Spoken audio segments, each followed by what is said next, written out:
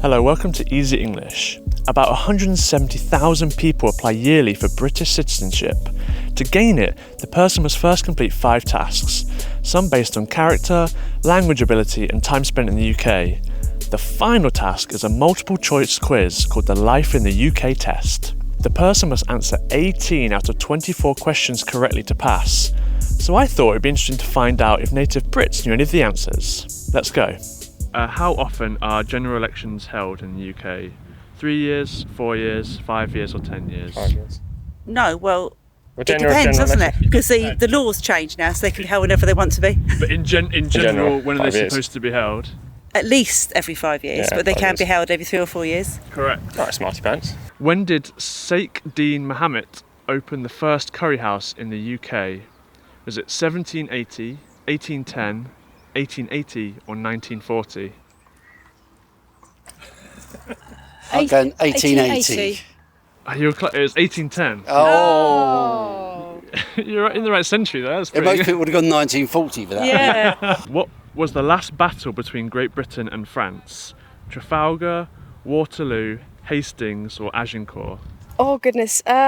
What do you reckon? I want to say Hastings. You want to say Hastings? Yeah, but was it Waterloo? It's Waterloo. Ah! Was that what you were going to say? I was more inclined to say Waterloo, but yeah. Which of these is an Anglo-Saxon poem? Mr. Hyde, Jude the Obscure, Beowulf or Pride and Prejudice? Beowulf. Beowulf, yeah. Perfect. Which flower is associated with Wales? Oh, okay. Is it the daffodil, the Yeah. rose, shamrock or thistle? Is it a rose? It's a daffodil. What? I thought they had a rose when they do rugby. Is that not Wales? What charity works to preserve important buildings, coastline and countryside in the UK? It's a multiple choice. Oh, National Shelter, Trust. Age, Crisis or the National Trust? National Trust, yeah. Perfect. Who was voted in 2002 the greatest Briton of all time? You got Isaac Newton, Winston Churchill, Alexander Fleming or Mo Farah? Churchill. Perfect. 1 out of 1. Hooray! When were the last Welsh rebellions defeated? This is one for the history teacher. 14th, 15th, 16th or 17th century? Oh, it's Edward Longshanks, wasn't it? So it wasn't the 16th, but it wasn't No. the 1600s. It was during the time of the Black Death, I'm sure. Was it 1400s or 1300s? Because that's when England could conquer Wales. I remember writing an essay at uni. Rebellions.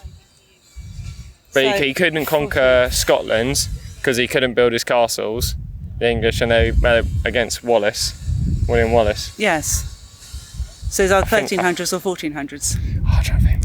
I think it's 1300. So that'd be the 14th century. Yeah. Is it? Final answer? But then you got the Newport Uprising, which is technically in Wales, isn't it? When they protested about political rights. But that was the 18th century, wasn't it? Yes, Was it it was nine- after the Peterloo Massacre. So that's so that's a bit late then. Yeah, it's isn't too it? late. It's too late. Okay, that's it. Call up the British citizen test Yeah, we people, do, you we know? do. It's too. Yeah, I think 1300s, 14th century. What do you think? I don't know. It's either Yeah. 14th or 15th. I don't know. Yeah. I've no Can we idea. go 14th? Yeah, it's actually the 15th. This video is sponsored by Italki, the site that allows you to find online language teachers for one-on-one tutoring. As a new user, you'll get $10 in Italki credits after your first lesson if you register using the link go.italki.com/easy English. If you don't like reading complicated language books or listening to pre-recorded audio courses, then Italki is for you. You'll get to practice your conversational skills under different real-world scenarios, as speaking with humans is the best way to learn a language. You can customize your lessons to cater for your learning needs and interests, and the one-on-one lessons provide you undivided attention with teachers at your preferred time, whether you're at home, at the airport, or at your local park. You have complete access. So head on over to Italki with this link, go.italki.com/easy English to start your first lesson and get $10 in lesson credits. Which of these is a British overseas territory? Oh, God. Ireland, Hawaii, the Falklands or Cyprus? Falkland Islands. Nice. When did women get the right to vote at the same age as men? We have 1918, 1928, 1938 or 1948. I should know this, shouldn't I? B. What was B? What would be? Oh, wait. 28? Correct. Yeah, I knew it would be. What county does Stonehenge stand in? Lancashire, Berkshire, West Yorkshire or Wiltshire? Oh, not one of the latter two. I think it's fairly south. What are the first two again? The first two is Lancashire or Berkshire. Berkshire? Or is it Lancashire? It's in Wiltshire. Oh, is it? Actually, I don't... Yeah. Now I know. What was the purpose of the Emancipation Act? Freedom of religion, freedom of speech, no one could be held prisoner unlawfully, or abolish slavery in the British Empire. Emancipation of the People's Yeah, Act. Emancipation of the People's Act. D. Perfect. Haggis is a traditional food of which country? England, Scotland, Wales and Northern Ireland. Scotland. Perfect and good impression. Thanks. Which was the last successful invasion of Britain? Was it the Anglo-Saxons, the Normans, the Vikings or the Romans? The Normans. Perfect. How many colonies were granted independence in 1947? 7, 9, 11 or 13? Oh, India was one. But there's so many. You got the two different ones. You got the Dominions and the what were the other ones called? Unless there's like places like They're treated Barbados, differently. possibly. I'm not sure off the top of So my head. 1947. Because there were a lot of colonies who we'd already given Yeah. independence to. Should we guess 7?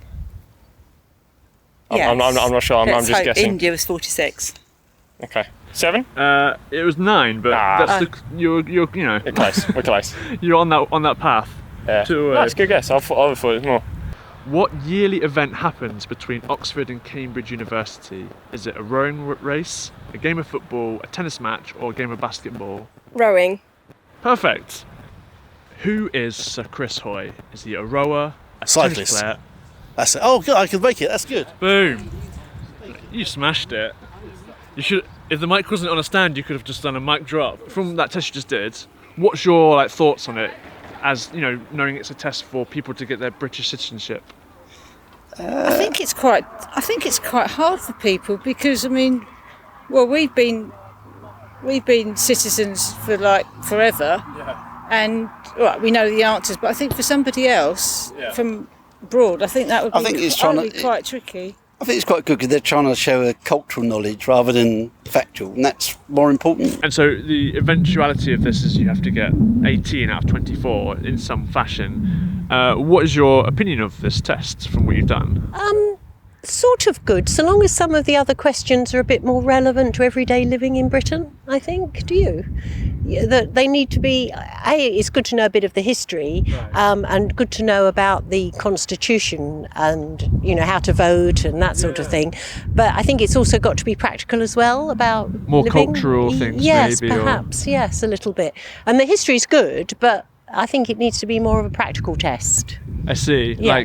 With a little bit of history, sure. As in day-to-day stuff. Yes, and who's the present Prime Minister and things like that. Perhaps a little bit more up to date. Yeah. So what's your kind of overall opinion of that test to become a British citizen? I think a bit of history. It's too much about history. Yeah. Because we both like history. I had an unfair advantage, and so did you. Yeah, but I like it. We both like history. It's a history. Yeah. I think it should be where is Manchester. Yeah. What is Liverpool famous for? Or Yes. Yeah, more about culture as well as a bit of geography. And where's the Royal Opera House? And how do you get from A to B on the tube? Yeah, that's a good idea actually. Yeah, what is the tube? Yes, that sort of thing. Yeah. I like it. More... And should you stand in a queue? Yeah. Oh yeah. What's the British thing to do? Yes. Constantly say sorry for something you haven't done. Yeah. What does a tut mean? Yeah, exactly. Things like that, or what is a pub? Or Yes. it's too history centred.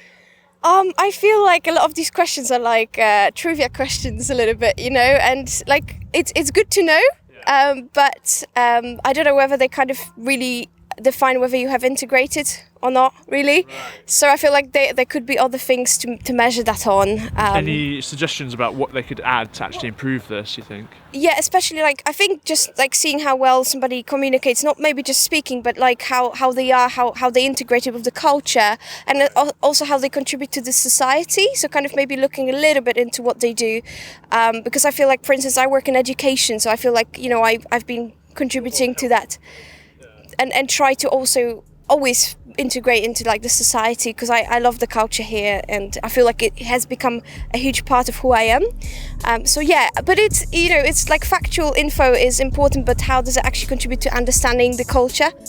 Thanks for watching this week's episode. Check out the description below to find a link to some example tests.